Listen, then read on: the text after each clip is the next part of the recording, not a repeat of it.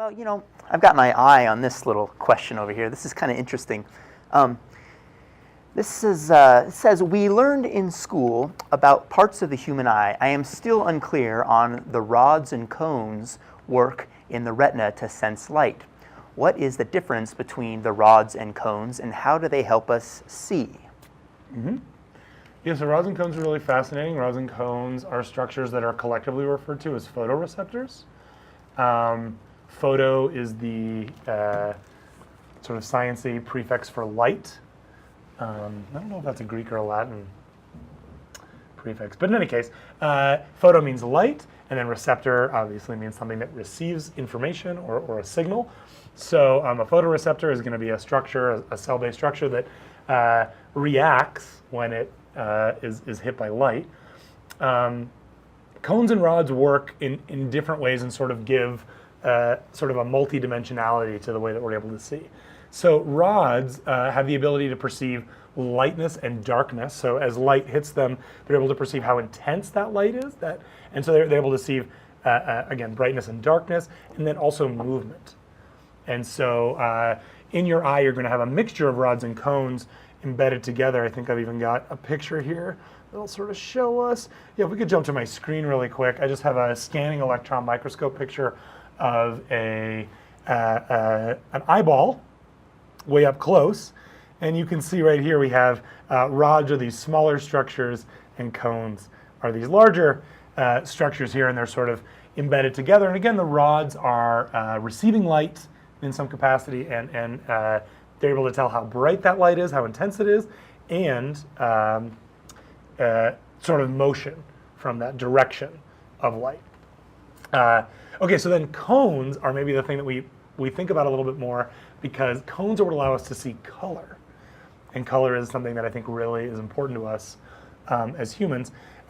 So cones are going to be able to sense differences in wavelengths of light. So let me jump to another picture here. So we may be tempted to think of light and color as different things. And we may even be tempted to think of light and color, even if we think of them as the same thing, we may say, okay, well, sure, but radio waves are a totally different thing, and X-rays are a totally different thing. But actually, all of these things are just sort of focused beams of energy. And what we see as color is what is called the visible spectrum of light. So what I have here in this image is really a pretty cool graph that shows the wavelength, and sort of the wavelength and frequency of a beam of energy. And we can see that these very tight wavelengths up at the top are a type of energy called gamma rays. As they widen a bit, you get X-rays. Here in the 100 nanometers to 1 micrometer range, we end up with the visible spectrum of light. And then we have microwaves and radio waves. And the point I'm trying to make here is that all these things are the same in the sense that they're all energy. The differences between them is simply their wavelength, and we can see a small spectrum of this energy, and we call that visible light. And it's all the colors that we're able to see: Roy G. Biv, right? Red, orange, yellow, green, blue, and indigo and violet. Indigo is not included here, but that's fine. And we might be tempted to say, well, look, those are all the colors that exist. Our cones in our eyes, we have 3 types of cones.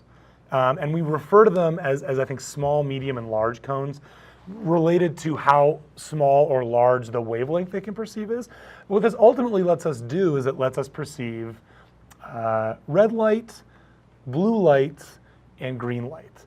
And it's the combination of those kinds of those 3 colors that allow us to see all of the colors that we're able to see, which is kind of a cool thing. But even cooler is to think of that there are a lot of creatures out there that have different cone setups than we do.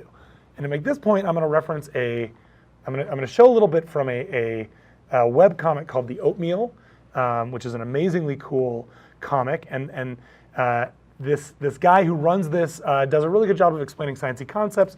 But really quickly, we'll just look at, here's this picture of dogs and says, okay, so dogs have 2 types of color receptive cones, green and blue.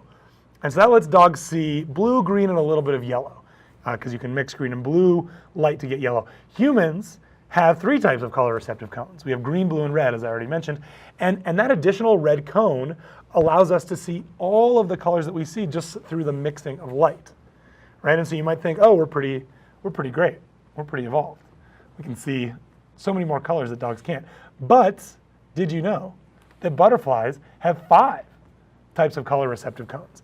And so there are 2 colors that I can't even describe to you because there's no real way for us to know what those are like. They're really just different wavelengths of that energy. Again, over here that we were talking about, there's a wider range of energy that these butterflies can see because they have 2 additional cones.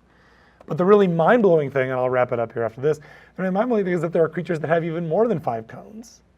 And the most interesting one, among that gets referenced most often, is this thing called the Mantis Shrimp. And this comic is about the Mantis Shrimp. Totally check it out. This guy does really great work.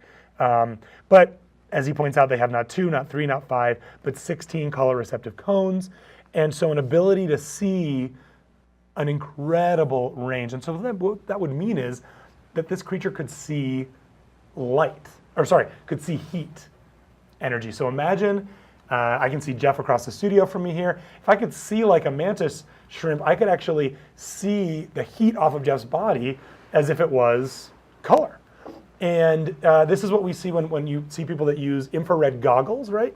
Infrared goggles are goggles that allow you to see infra lower than red wavelength.